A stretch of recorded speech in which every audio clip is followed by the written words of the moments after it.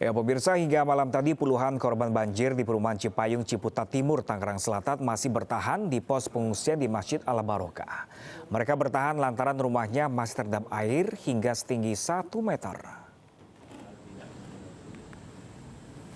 Ratusan rumah di perumahan Cipayung, Ciputat Timur, Tangerang Selatan hingga Minggu malam masih terendam air setinggi 1 meter. Akibatnya, puluhan warga yang rumahnya tergenang masih bertahan di pos pengungsian di Masjid Al Barokah.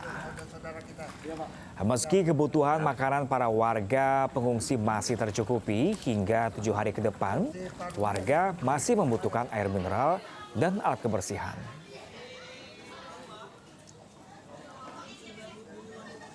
Jadi kita butuh bantuan sembako, juga butuh bantuan seperti air mineral, gitu. Kemudian juga buat alat-alat kebersihan pasca banjir.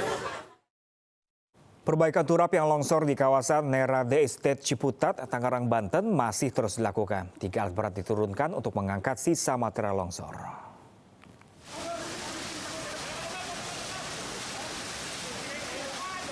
Menggunakan perahu yang terbuat dari ban bekas, pengurus lingkungan RW 10 Perumahan Nerade Estate Ciputat Timur, Tangerang Selatan mulai membagikan bantuan kepada warga yang terdampak banjir akibat turap yang longsor.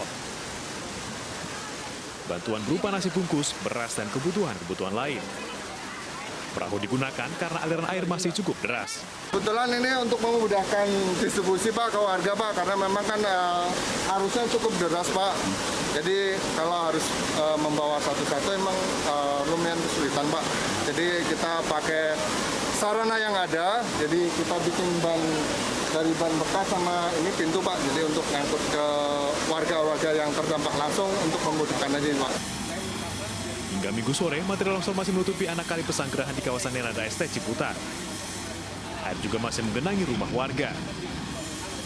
Warga bersama petugas PU dan BPBD setempat berupaya mengangkat sisa material longsor. 3 ekskavator dikerahkan. Pengerukan ditargetkan selesai paling lambat Selasa mendatang.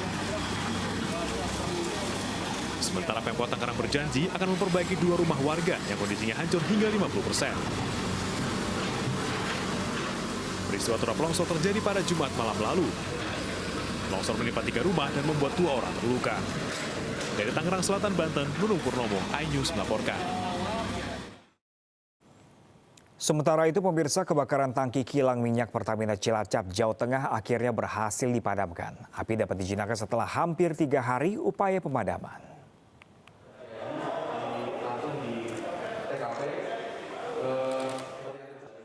Kebakaran tangki di area kilang Pertamina RU4 Cilacap, Jawa Tengah berhasil dipadamkan pada Minggu siang.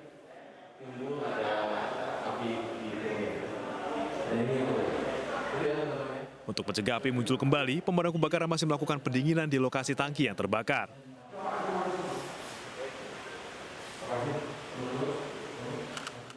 Kebakaran tangki penampungan bensin ini diklaim tidak mengganggu pasokan BBM ke masyarakat di sebagian besar Pulau Jawa. Pada tadi jam 10 atau 50 waktu Indonesia bagian Barat, alhamdulillah kawan-kawan dari Polres Cilacap telah bisa memadamkan seluruh api yang dimiliki sekitar tangki 39, semuanya dalam kondisi lancar dan akan semua. Allahu Akbar! Sebelumnya sejak Jumat malam, tangki penyimpanan bensin terbakar. Penyebab pasti kebakaran masih dalam penyelidikan, baik dari internal Pertamina maupun dari kepolisian.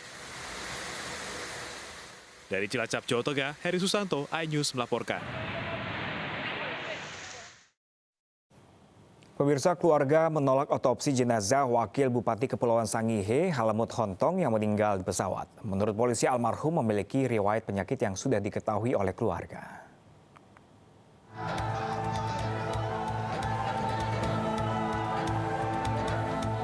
Keluarga almarhum Helmut Hontong menolak otopsi jenazah Wakil Bupati Kepulauan Sangihe yang meninggal di pesawat dalam perjalanan rute Denpasar Makassar Rabu kemarin.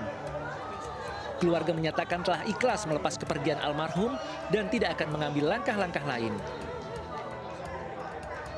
Kami pun keluarga dengan kematian Embok sudah ikhlas menerima. Kalaupun dilakukan otopsi Embok boleh kembali,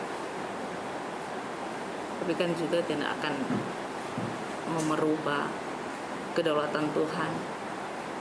Diamini bahwa ini mungkin jalan Tuhan untuk Embo. Sementara polisi tidak menemukan kejanggalan atau tanda-tanda kekerasan yang ditemukan dalam jenazah Helmut. Menurut tim dokter di Bandara Sultan Hasanuddin, diduga Helmut meninggal karena sakit jantung.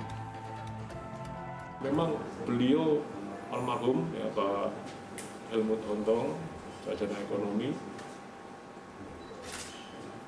memang punya riwayat penyakit, ya, memang punya riwayat penyakit, dan hal ini juga dari medis juga sudah ada datanya, ada riwayat penyakit beliau, ya, atas nama Polri yang ada di Pulau Sangihe.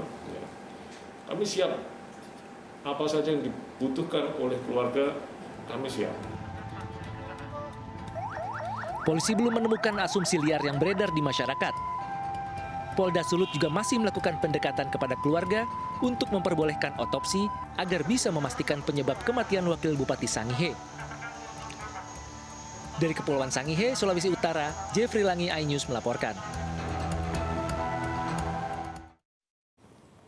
Sementara itu, pemirsa, fakta baru kasus pembunuhan di Maros yang jasadnya dibakar dan dibuang terus mengemuka. Korban diduga memiliki kelainan seksual atau suka sesama jenis.